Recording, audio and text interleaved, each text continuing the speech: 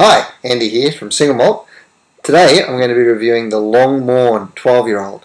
Now, this little beauty comes from Speyside, and the name Longmorn actually evolves from one of the missionaries in the Moray area named Morinong. He died in 625 AD, and a small church was built in honour of the mission that was created. He became a saint. So, the church was named Longmorn, or the Church of St. Monarch, and years later the name was anglicised to Longmorn. John Duff created Longmorn Distillery in 1893. In December 1894, Longmorn Distillery started production. Timing was unfortunate though, as the Patterson crash happened in 1898. Patterson, Elder and Co. were the biggest purchasers of whiskey at the time, and they had incredible buying power.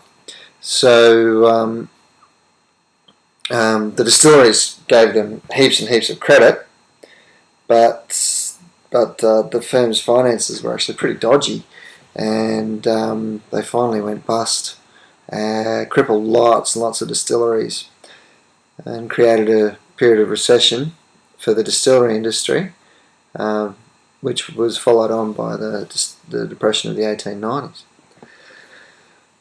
And unfortunately, poor old John Duff was tied up in all that and was subsequently ruined and declared bankrupt. Pretty sad story from a bloke who built such a wonderful distillery.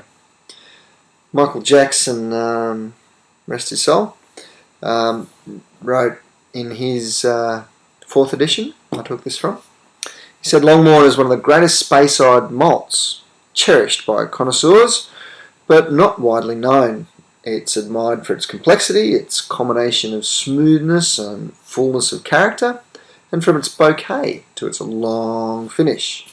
It's noted for its cereal, grain, maltiness, oily flavours, reminiscent of beeswax and estery fruitiness. Sounds pretty good, doesn't it? Pretty good wrap, actually. So I guess there's nothing left to do except taste it.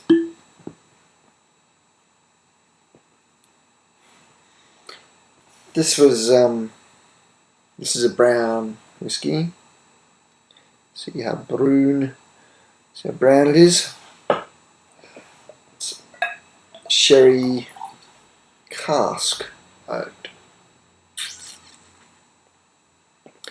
which makes me think that it's been aged in sherry casks, not sherry butts or hogsheads. What they sometimes do is they'll use American oak and age sherry in the oak, in the American barrel, and then empty out the sherry, I suppose, sell the sherry on, and then fill it with whiskey.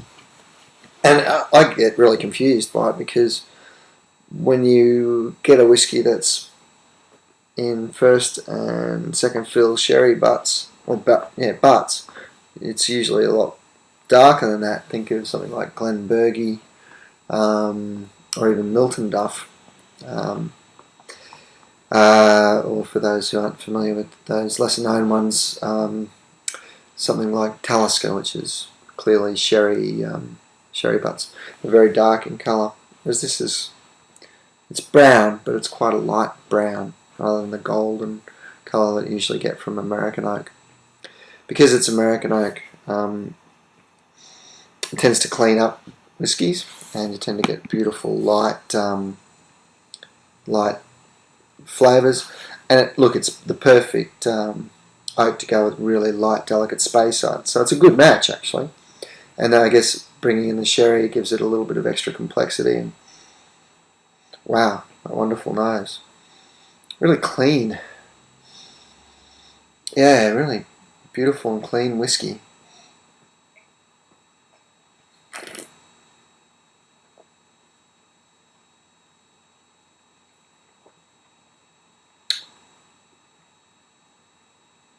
Mmm. Oh, it's gorgeous. Oh, yum. Look, really, I love sherry. I love sherry in my whiskies. This doesn't have the European oak that I love, but it does have those lovely Christmas pudding flavours. It has really rich flavours. Not so much toffee, maybe a light caramel, creme caramel, rather than that rich sort of toffee flavour, not coffee, toffee flavour that you get in the bourbon finishes. Sorry, I'm a bit tired tonight, bit off colour on. Had Brad down over the weekend and we didn't do a review, but we certainly tested a few whiskies.